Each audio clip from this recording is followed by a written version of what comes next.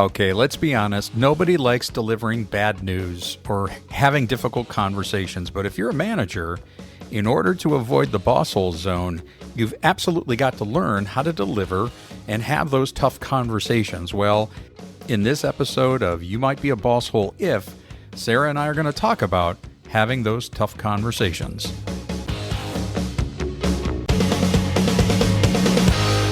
The Bosshole Chronicles are brought to you by Real Good Ventures, the talent optimization firm helping organizations diagnose their most critical people and execution issues with world-class analytics.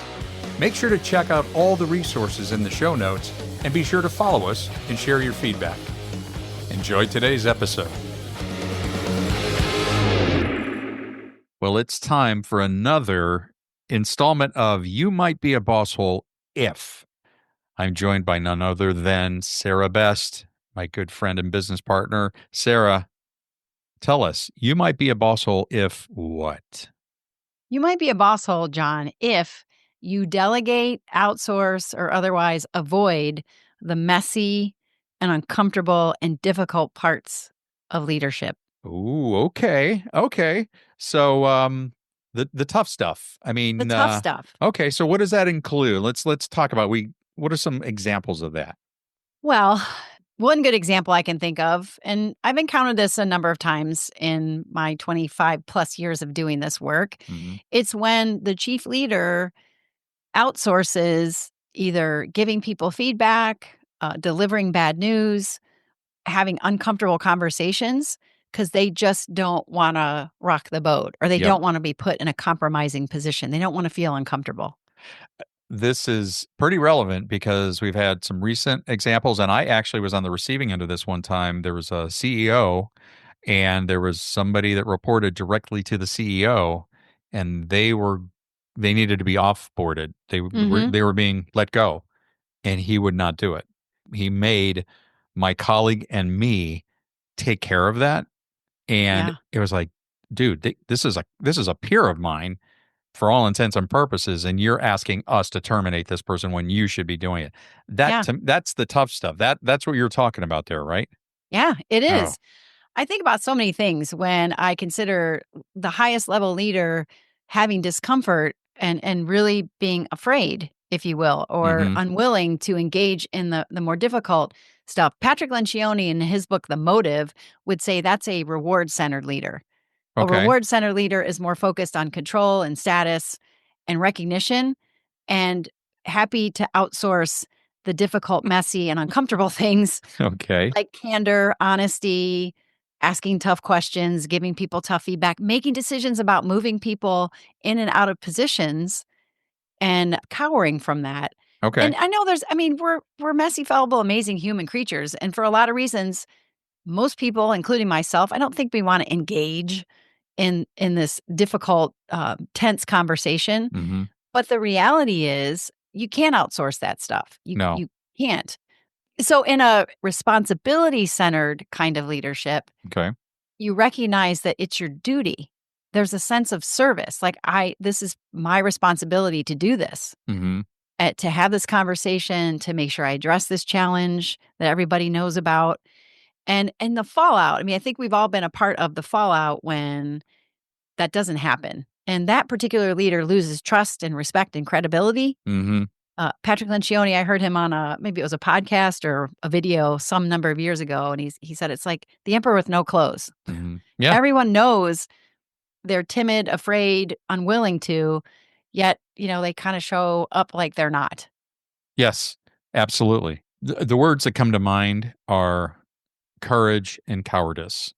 And I know those may be kind of harsh, but the responsibility-centered leader has to build that and develop that courage to be able to have those difficult conversations. It's always fun to tell somebody when they're doing great or deliver great news. It has to be proportionate to your capacity to deliver the hard news as well. Yep. And I remember having to do that as early in my career as a newly minted manager. I hated that, but I also realized, and I had a good mentor who said, John, this is part and parcel of the role. You have to learn how to do this. And I didn't like it, but boy, I tell you what, once I figured out how to do it in a kind way, Yes. in a thoughtful and transparent way, it became easier. It's still not fun, but Right. you cannot demonstrate that cowardice and offload it or delegate it to somebody else. Well, you're right, John. It's a hard truth that if you don't model accountability and addressing things and having difficult conversations, you cannot expect others, especially your leaders, to do that. Yeah. It's just inappropriate. I think about Dr. Travis Bradbury's work and his research around emotional intelligence. He uncovered that the higher you go in an organization, the less emotional intelligence there is. Hmm. And we would suggest that emotional intelligence skills and abilities are what support leaders in the idea of having difficult conversations, etc., delivering bad news. But the reason being, once you get past the manager level in an organization, and managers are still generally people focused, it becomes more about results. Hmm. And there's kind of a bias toward behavioral patterns in that role, leaders who are action oriented, Hmm. autonomous, independent. So that's one challenge is it's a certain kind of person that usually fits the bill the higher you go, a maverick, a captain. The other part of it is they don't get a lot of feedback. So the higher you go in an organization, the less likely it is that people are going to give you honest feedback, or there isn't an automatic mechanism for that. So it kind of supports this idea that we have people that aren't equipped to continue a legacy of leading from a responsibility centered motive versus this reward centered motive. They're actually rewarded for being cutthroat, for getting out there, for getting results. Right. So it makes a lot of sense. But boy, the impact on people, John, we've seen it, we've heard it. It makes it so hard for the people who are showing up and trying to do their best work. Yeah. Yeah. Well, so Sarah, let me ask you this. It sounds like for our listeners that may be thinking, okay, on that scale, am I a reward centered or responsibility centered leader? Yeah. For those that are a little worried, it's like, oh, maybe I'm more on the reward side. I like all the good stuff and I avoid the bad stuff. Yeah. Number one sounds like self awareness Ye- is absolutely critical. EQ yes. for sure. So where would you point them if they said, Sarah, please help me? I'm desperate. Where would I go? I mean, it sounds like reading. Oh, go Read The ahead. Motive. Read the Definitely read motive. Patrick Lencioni's book, The Motive. And of Okay. course, read all his other books because he has created very simple, reliable, practical frameworks that, if embraced, really embraced, can equip a leader to do a fantastic job developing their people, their Yep. leadership team, also bringing clarity to the organization. The chaos that gets created when pieces of authority are delegated elsewhere Hmm. is really painful. So that's one thing. Yeah, definitely boost your self awareness, take an EQ assessment, Hmm. see what capacities are supporting your leadership currently. Are there strengths you need to leverage? Or are there some skills that with a little bit of effort, you could easily enhance and use more often? And when I'm going to go back to something you said about feedback, we talk about feedback being the oxygen of engagement. Seek out feedback from your people. Yeah. We talk a lot about that and asking those vulnerable questions about, how am I helping you, but how am I holding you back? And are there things that I'm avoiding as a leader that actually I need to consider that would actually help you? Yes. But those types of questions.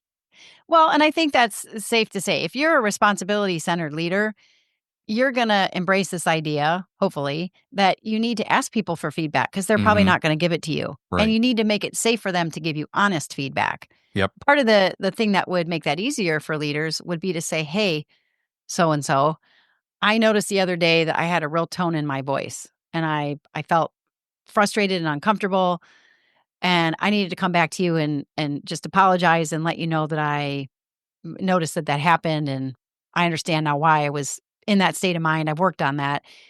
Is there any feedback, any additional feedback you might have for me? Mm. Because I know that when I express things in that way, I have that tone, it tends to suck the energy out of the room. Is there anything else I should be thinking about?" Yeah, that's powerful. That's good. And you made me think of something else. It was another Mm, You Might Be a Bosshole If episode with Karen, and we talked about feedback. So yes, go that's a back good and one. listen to that one as well. Karen gave some great perspective. Well, Sarah, thank you for this. This was very powerful and I think pretty relevant to a lot of managers out there. Amen. Let's go. And we'll see you next time on You Might Be a Bosshole If. Thanks very much for checking out this episode of the Bosshole Chronicles. It was so good to have you here. And if you have your own Bosshole story that you want to share with the Bosshole Transformation Nation, just reach out. You can email us at mystory@thebossholechronicles.com. Again, mystory@thebossholechronicles.com. We'll see you next time.